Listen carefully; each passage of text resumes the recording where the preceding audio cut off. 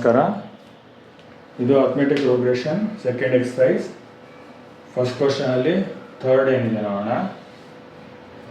A first term question mark ಕಂಡುಹಿಡಿಯಬೇಕು.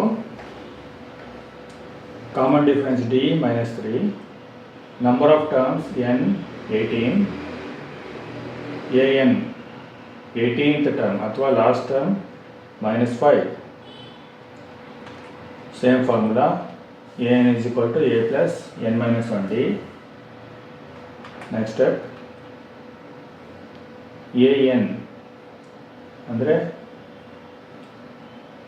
18th term minus 5 ಇದೆ, A ಗೊತ್ತಿಲ್ಲ, plus n 18 minus 1 into minus 3.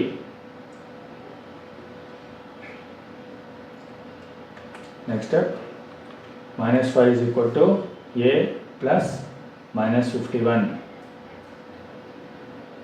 18 minus 1 17 ಆಗುತ್ತೆ. 17 into minus 3 plus into minus minus 17 into 3 51 ಆಗುತ್ತೆ.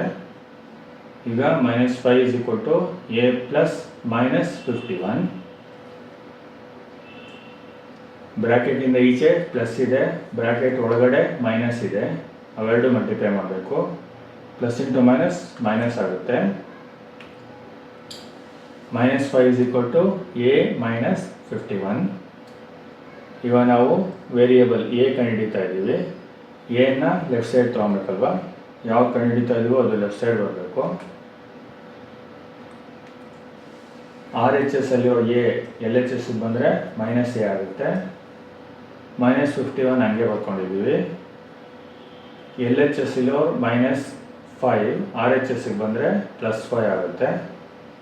Minus A is equal to minus 51 plus 5. ಒಂದು plus 1 minus ಇದ್ದಾಗ ಏನು ಮಾಡಬೇಕು, bigger ನಂಬರಿಂದ ಸ್ಮಾಲರ್ ನಂಬರ್ನ ಸಬ್ಟ್ರಾಕ್ಟ್ ಮಾಡಬೇಕು.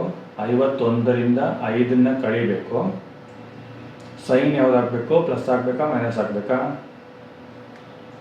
51 ದೊಡ್ಡದಲ್ವಾ, ಅದಕ್ಕೆ ಮೈನಸ್ ಇದೆ 51 ಪಕ್ಕದಲ್ಲಿ, ಅದಕ್ಕೆ ಮೈನಸ್ ಸೈನ್ ಹಾಕಬೇಕು. Minus A is equal to 51ರಲ್ಲಿ 5 ಕಳೆದ್ರೆ 46 ಆಗುತ್ತೆ.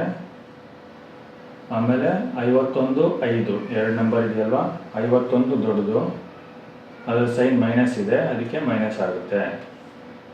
Minus A is equal to minus 46. L H S R H S ಎರಡರಲ್ಲೂ ಮೈನಸ್ ಇದೆ, ಮೈನಸ್ ಮೈನಸ್ ಕ್ಯಾನ್ಸಲ್ ಆಗುತ್ತೆ. Answer A is equal to 46 ಆಗುತ್ತೆ. Thank you.